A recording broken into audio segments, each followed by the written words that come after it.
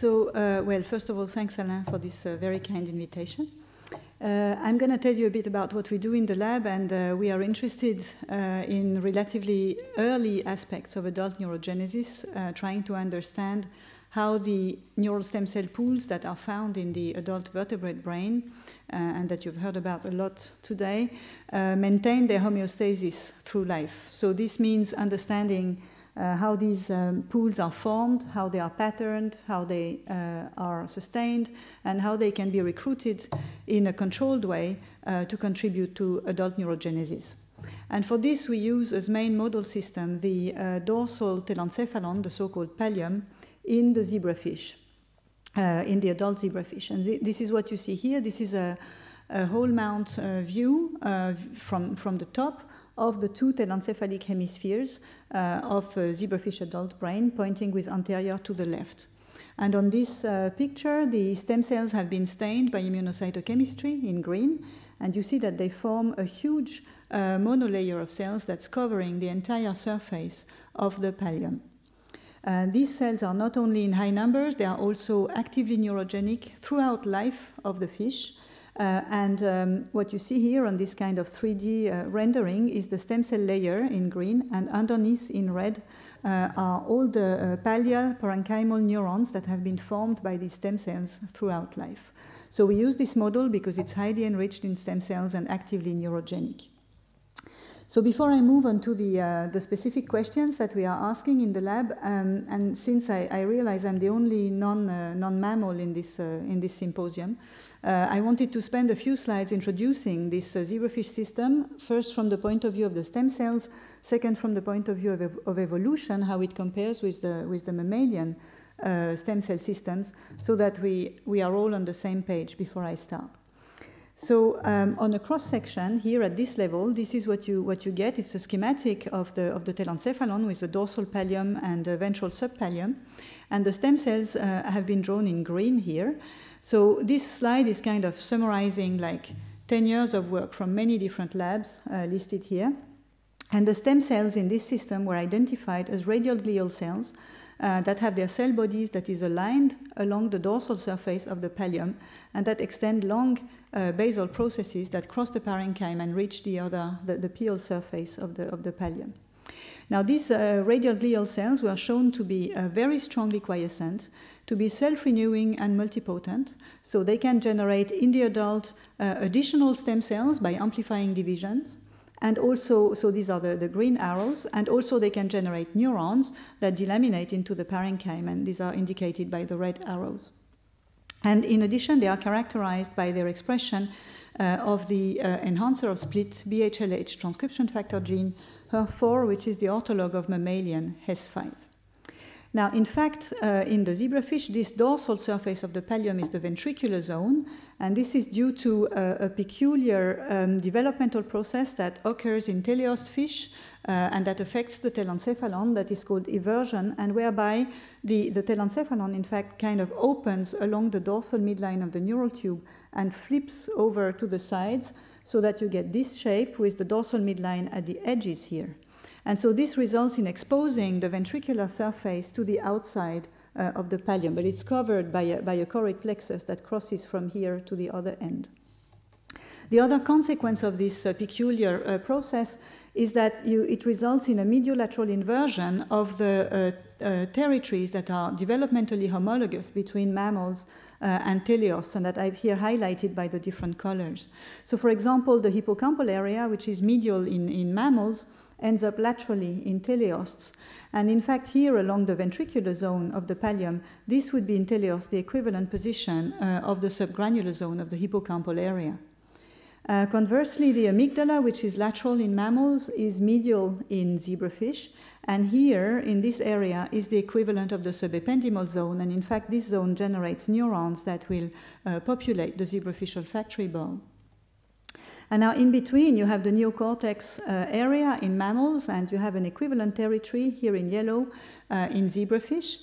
Now, while neurogenesis in the mammalian neocortex is an embryonic phenomenon that stops at birth, neurogenesis here is continuous in the zebrafish, so that this entire, in fact, ventricular zone is neurogenic in adults. Now, at the molecular level, to further the comparison, what we and others have shown is that neural stem cells, so these radial glia here, are most of the time quiescent, but they oscillate between quiescence and activation. Once they get activated, they can undergo various types of divisions, some of which are asymmetrical and that contribute to the generation of neurons via transit amplifying progenitors. We and others also identified a key signaling pathway, which is the notch pathway, which is involved in two key aspects of stem cell maintenance, which are quiescence control and self-renewal. We showed that different notch receptors were involved at these two steps, with notch 3 maintaining quiescence and notch 1 maintaining stemness. And this has been shown in parallel in many studies in the mouse, and this really stresses the real similarities at the cellular and at the molecular level between the stem cells that we find in the adult zebrafish pallium and the stem cells in adult mammalian niches, with one difference, which is the extent of neurogenesis, of course. So using the zebrafish pallium as a model, we can address in the lab a number of key questions in the stem cell field, which I think are shared between species and which I've summarized here. So the first is to understand how neural stem cell properties and fate can be encoded and what is the degree of heterogeneity within the stem cell population. The second would be how these parameters can integrate environmental cues, these cues being extrinsic or intrinsic, so for example, the influence of other neural stem cells of the pool, of their state, or of their history. And third, given that in fact the final output of neural stem cell activity is the production of neurons, it's interesting to understand whether and how the regulation of neural stem cell activity can impact functional neuroanatomy. So these various questions are addressed in the lab, and for today I'm going to focus on two questions, both of which deal with how neural stem cell activity can control the building of the brain, and in particular the pallium, the cytoarchitecture of the pallium. So the first part of the talk will deal with the control of neural stem cell activity and how the regulations of this activity can shape the organization of the pallium across evolution, comparing zebrafish with tetrapods. And then the second part of the talk, I will focus on heterogeneity, and I will ask the question of, in fact, how many different neural stem cell subtypes there are that can be revealed using the zebrafish, and whether these different neural stem cell subtypes can drive distinct neurogenesis cascades that may impact the physiology of the brain. So in the first part of the talk, I'm going to consider neural stem cells in a comparative perspective between species, and here I'm going to consider neural stem cells in a comparative perspective, but between different brain areas in the same species. And at the very end of the talk, if I have time, I'll just give you one slide about new imaging technology that we recently developed, and that I think will, and that permits the live imaging of neural stem cell pools in the intact fish. And this is an area where I think the zebrafish can really be instrumental to stem cell research. So starting with the first question, how can regulations of neural stem cell activity in time and space shape the organization of the pallium across evolution? So this is a work that is directed in the lab by Isabelle, who is here in the audience. She's a scientist in the lab, and she's been directing the work of an M2 student, Giacomo Furlan, and she works in collaboration with a postdoc, Valentina Cuccioli. So to put the question in other words, in fact, the idea is that functionally homologous networks between species can display very different cytoarchitectures and rely on different spatial arrangements of neurons, and that these different spatial arrangements can be generated through the control of neural stem cell activity. So here I've drawn some cartoons that reflect different scenarios. I've always drawn the neural stem cell layer in red, and then on top you have the neurons that have been generated from these stem cells, and the colors kind of depict neuronal identity. So here, for example, you see that continuous neural stem cell activity everywhere is going to generate neurons that will be organized in age-dependent layers. In contrast to this, strict spatiotemporal control of neural stem cell activity, with, for example, a premature termination of neurogenesis in one area of the ventricular zone, and in contrast, a delayed onset of neurogenesis in another area will generate neurons that will be organized in nuclei. And then, of course, on top of this, you can add additional processes like neuronal migration or death that will modify the initial stem cell-dependent pattern. So the question of what is used across evolution to build functionally homologous structures but with different cytoarchitectures has been essentially looked at in the neocortex-like territory by comparing mammals and birds or reptiles. So in mammals, the neocortex has well-known layers, and these are generated through continuous neural stem cell activity, so through this process. But in birds and reptiles, there's some areas of the neocortex-like domain that share function with the mammalian layers, but that are organized in nuclei. And in the works that are cited here, this process was shown to be at play. Now, if we want to try and further the tree of pallium construction across vertebrates, we need to know what is the case in fish, and absolutely nothing is known in fish, including zebrafish. So as I mentioned in my introduction, the territory that is developmentally homologous to the neocortex is located about here.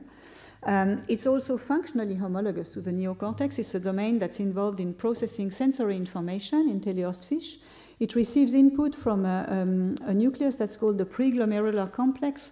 That's a relay nucleus located in the diencephalon that plays an equivalent function to the thalamus. But how the neurons in the zebrafish pallium are organized based on their location of origin in the ventricular zone and based on their age is unknown. And so this is the question that we have tackled.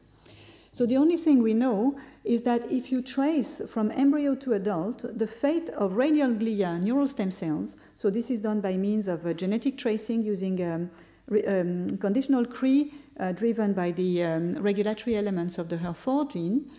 So if you trace those radial glial cells to adult, you see that they will generate a large part of the radial glia neural stem cells of the adult and also most of the pallial neurons. But how these neurons organize based on their birth date in particular is unknown. So to address this, we have developed and used the TETON system. In our case, we drove the expression of the TET activator by the regulatory elements of HER4 to drive it in neural stem cells. And then in a double transgenic line, upon addition of doxycycline, the TET activator will bind its binding elements, and it will drive expression of two reporters, a GFP for control and a stable M-cherry that's fused to a histone. And this serves as a dilution marker. So it will be inherited, in fact, permanently in the cells that become postmitotic within a few cell divisions from the induction time point in the stem cell. And then it will, upon further divisions, it will become diluted. So we can use it to birth date the neurons that have been born soon after the induction. So we did this. We subjected double transgenic fish to treatments with doxycycline at different time points from embryo to mid-juvenile stage, and we look at the position of the M-cherry labeled neurons in the adult pallium here at 3 months. And what you see here are cross-sections of the pallium in an adult at 3 months. We always take sections at the same level, and here we've surrounded in red the location of the M-cherry positive neurons. These adults result from animals that have been induced with doxycycline at increasing stages from 10 somites of embryogenesis until 1.5 months of age.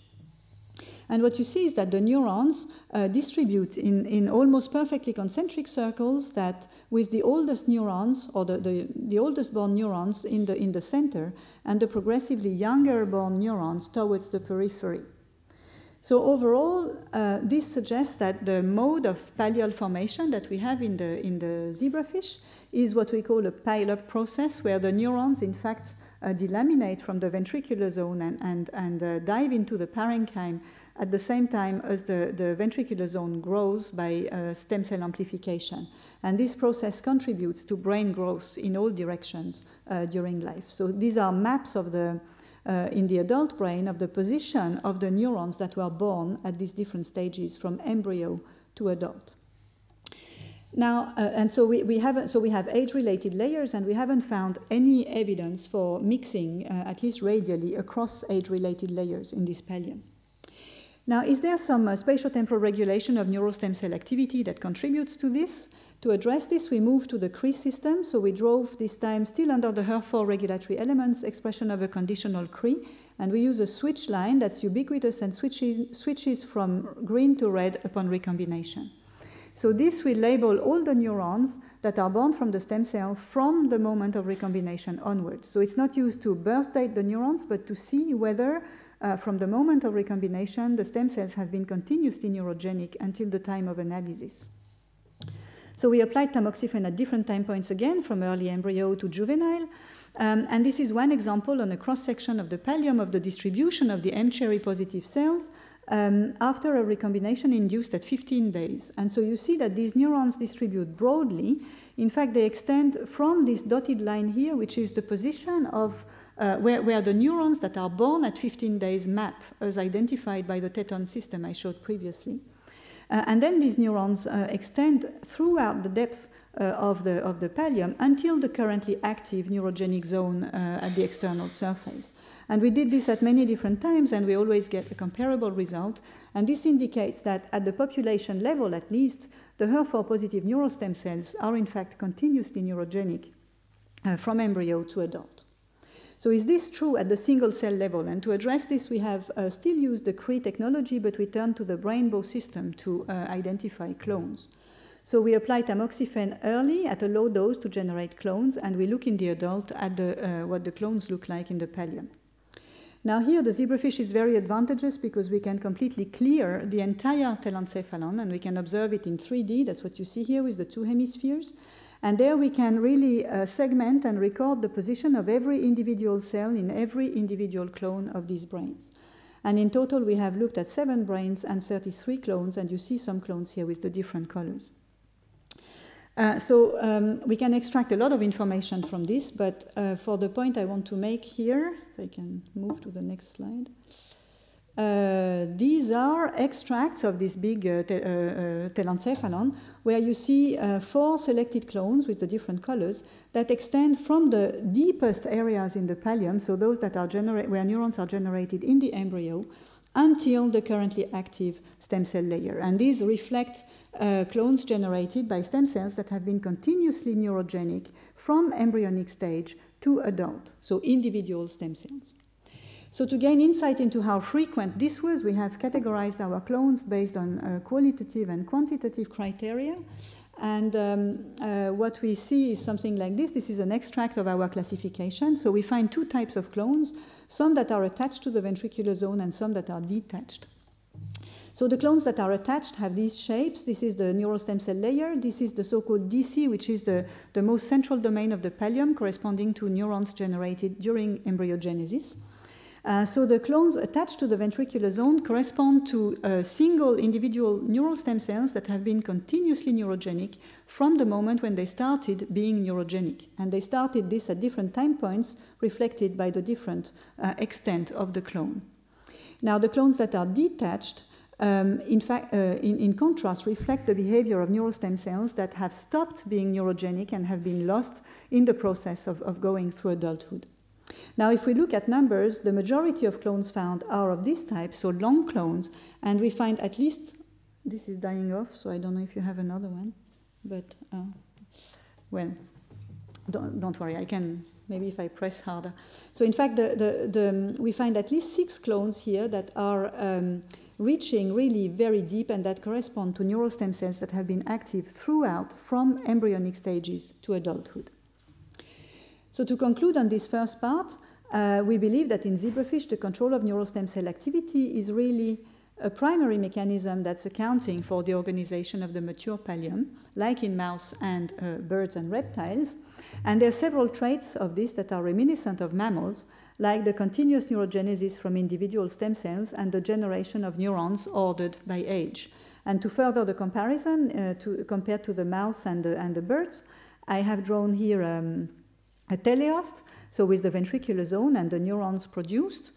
Instead, in the mouse, through neuronal migration, we generate an inside-out pattern. There's no radial migration in teleost, so we generate an outside-in pattern.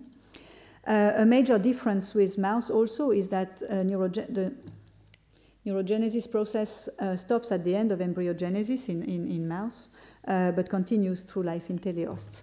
And so this, now this model raises interesting questions pertaining to the identity of the neurons that are generated here compared to each other and compared to the neurons generated in the embryo here. Also related to the functional organization of these neurons, and to know finally whether the neuronal identities that are here are or not encoded at the level, at the level of the neural stem cell itself. And just to show you where we stand on this very briefly, in collaboration with Corinne Houard, we have been trying to map, to define neuronal identities in the pallium, and for this to map the expression in the fish pallium in the adult and at embryonic stages as well, and juvenile stages, of markers that characterize upper or deep layers of the neocortex in mouse and human. And this is kind of a summary of what we get. For those genes here, and these are some examples of in situs.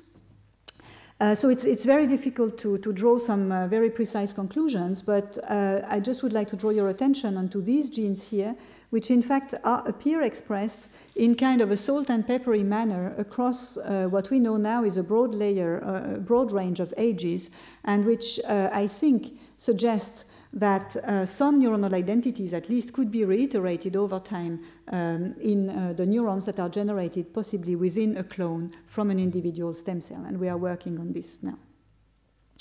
So switching gears and moving now to the second part of the talk, which is comparing stem cells not across species but across territories. The question we ask is how many neural stem cell subtypes there could be, whether they drive different neurogenesis cascades, and which impact this could have on brain physiology. So again, this is work that's directed by Isabelle with the help of an engineer, Sonia Galland. So the first hint at the existence of distinct neural stem cell subtypes, in fact, came from our previous analysis a couple of years ago of the developmental origin of stem cells in the pallium. And what we had found is that in the embryonic pallium, here represented on cross-section, there are two types of progenitor cells. The radial glia that I've told you about before, they are here drawn in orange, they express HER4. And another type of progenitors that are neuroepithelial cells that are here drawn in purple, so they don't express glial markers, and they express other enhancer of split genes like HER6 and HER9 that are orthodox of mammalian HES1. And when we genetically traced the fate of these two progenitor subtypes, we found that the radial glia give rise to the neural stem cells, radial glia neural stem cells of the medial and dorsal pallium, which I've just told you about in the neocortex-like area. But that the lateral neural stem cells, which are in the hippocampal area in fish, originate from these neuroepithelial cells. And more interestingly even, we found that the neuroepithelial pool here is maintained at the very lateral edge of the pallium, which is in fact the dorsal midline, the attachment point of the choroid plexus here. And these neuroepithelial cells serve as a constant source for new adult neural stem cells, adult radial glia, throughout adulthood in the fish. So in the pallium, at least, we concluded that there were several neurogenesis hierarchies, at least two, one that is driven by adult radial glia. These are inherited from embryonic radial glia, and they are self-renewing and multipotent in the adult. And one neurogenesis mode that is driven by neuroepithelial cells in the adult. These cells are inherited from neuroepithelial cells in the embryo, but they persist, and they serve as a permanent adult neural stem cell source in the adult brain to generate self-renewing and multipotent radial glia. So the question we asked was whether these processes were used anywhere else, or whether it was a peculiar mode of development of the adult pallium. So to address this, we looked at another territory, which is the optic tectum, because in this domain, neuroepithelial cells had been described in the adult. So very briefly, this is a cross-section of the optic tectum. This is the cerebellum, the optic tectum. It's composed of a neuronal layer, which is deep, and a more superficial neural pile. And then along the ventricle, you have an alignment of radial glial cells that extend processes towards the pial surface. The optic tectum is a structure that grows through life, and it grows through the activity of a so-called tectal proliferation zone that's located at the posterior edge here.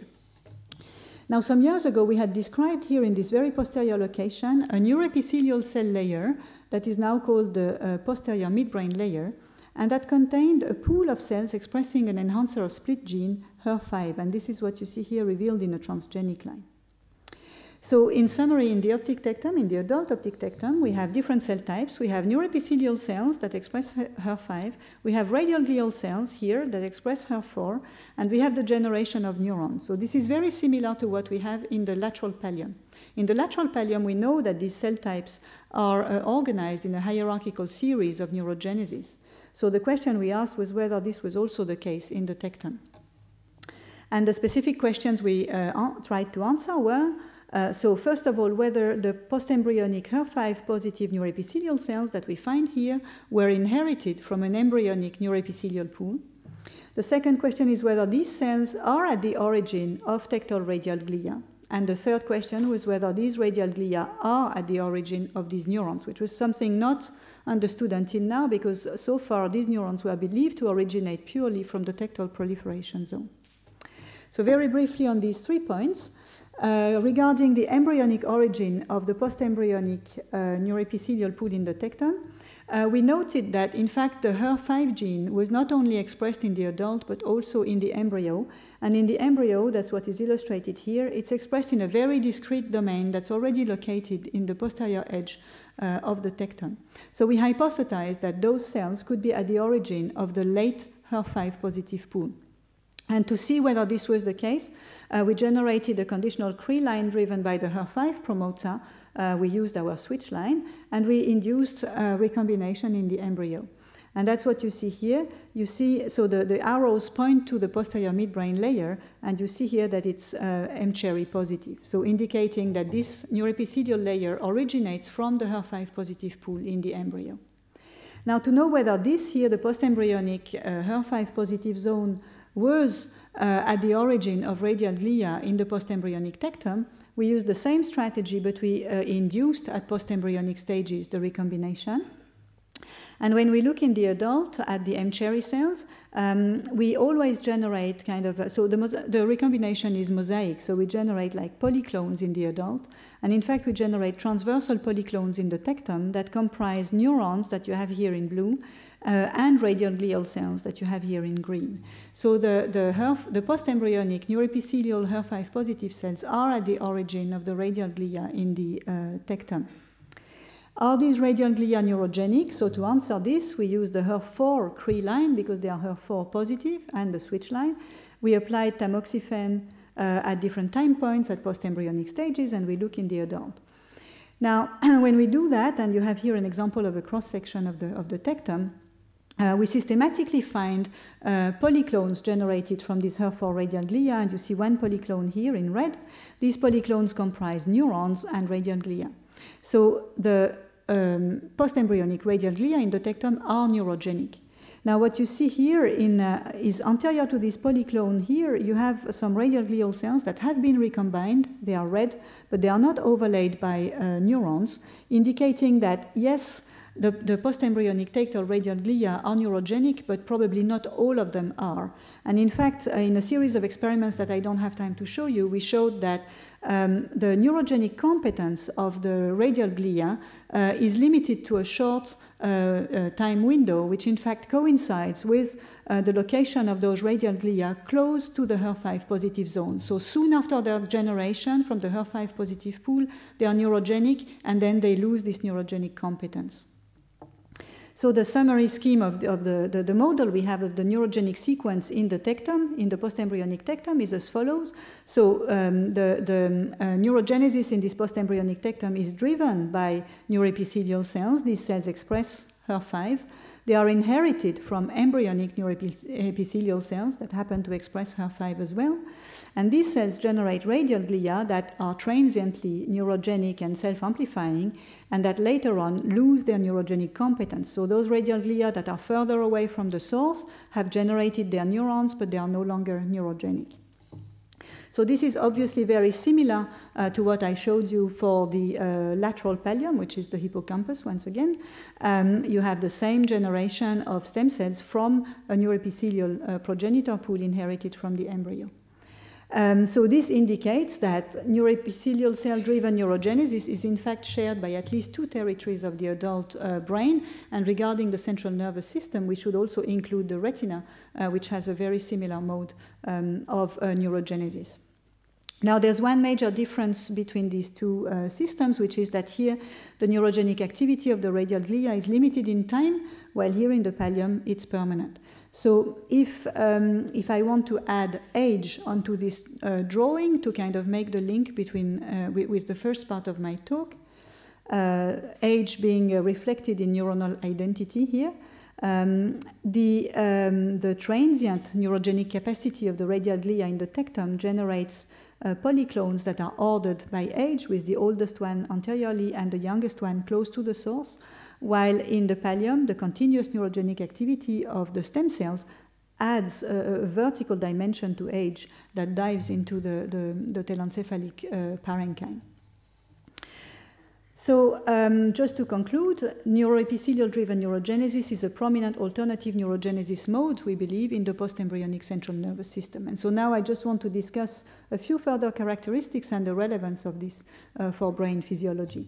So a few further characteristics that you may find of interest, I don't know, but I'm sharing them, is that most of the time, those neuroepithelial pools in the adult brain are found at the junction between the neural tissue and some other tissues like epithelia or plexus or choroid plexus. And these junctions often act as signaling centers and express signaling molecules, both in the embryonic and in the adult central nervous system. Another characteristic which I think is very important is that those neuroepithelial pools are independent of notch signaling for their maintenance. I showed you in my introduction that the radial glia neural stem cells were strictly dependent on notch. Those pools are not dependent on notch. And in fact, this shows that what we really have at those sites in the adult brain is a true recapitulation of an embryonic sequence of progenitor maturation that persists in the adult brain, with, at the origin, a notch-independent neuroepithelial pool that changes into an amplifying notch-dependent neuroepithelial pool. I haven't shown you the data for that. And that transits into proliferating radial glia and then later on quiescent radial glia. Now, what may be the relevance of this alternative neurogenesis mode? I think it's at least twofold.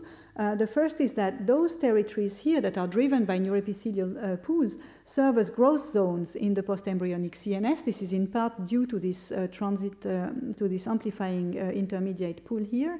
And growth zones are very important if you want to generate domains in the brain that will grow anisotropically, for example, late in stage, like the hippocampus, for example, or various brain territories that expand massively in some species in the brain. The second, I think, interesting aspect, relevant aspect, is that those zones, in fact, serve as long-lasting sources of young neural stem cells in the adult brain. And we have some evidence that these young neural stem cells display distinct activation or regeneration properties compared to their old counterparts that were generated from radial glia. And now, is this of any interest at all when it concerns species other than fish? So I've tried to summarize on this slide some hints at parallels that can be perhaps drawn with mammals. First of all, regarding the hippocampus is a structure that's developing notoriously late in mammals and from neural stem cells that are generated from, in part, from a post-embryonic pool of progenitors.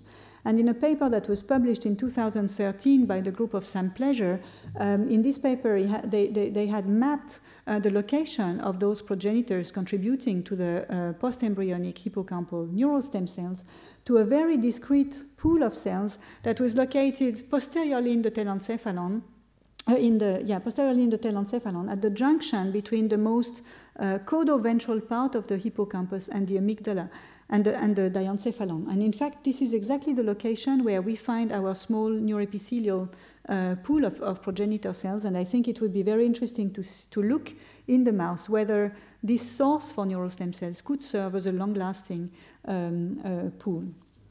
Regarding the midbrain, in some papers from Verdon Taylor's lab, in particular this paper, a notch-independent neuroepithelial territory has been described at the posterior edge of the mouse midbrain that could serve as an equivalent to our tectal, neuroepithelial pool. Finally, in the retina, in human retinal explants, we can induce progenitor markers in a territory that looks like a ciliary marginal zone, which, as I said, behaves like the tectum and the lateral pallium in terms of being driven by neuroepithelial cells. So I think there's, I leave this for thought, but there's ways of looking into whether we can find further comparisons in mammals. All right, so now to end, I am completely going to switch topics almost and just briefly mention an imaging tool that we developed and that I think will be very useful to look at neural stem cells live in their endogenous niche. This was developed in the lab by staff scientist Nicolas with the help of our fish technician Sébastien Bedu. It's a collaboration with Emmanuel Beaurepaire and Willy Soupato at the École Polytechnique. So basically what is done here is an attempt, so we really wanted to try and image stem cells live in their niche without doing any invasion to the brain, and we thought we could make use of the fact that the neural stem cells in the pallium, as I mentioned, are located superficially due to the eversion process. So we have used transparent fish, which are double mutant for pigmentation genes. They are called Casper. And we cross these transparent mutants into various transgenic backgrounds that can highlight stem cells or dividing cells or different cell states. We record directly on anesthetized fish, adult fish, through the skin and the skull. We record the fluorescence, and we also record harmonic signals, and these harmonic signals are very good at reporting collagen-rich structures, like, for example, the skin and the skull, and we use this to align our images over imaging time points. And what you see here is a 3D kind of view of imaging of a live animal through the skin and the skull, so in cyan are the harmonics, down onto the pallial neural stem cell layer that you see here in green. You see radial glia and their process. And just to give you an idea of the resolution we get, this is a movie that will move you into imaging. The stem cells here are in red, and then at the end of the movie you'll see we switch on the green channel, and this is a line that reports stem cell activation.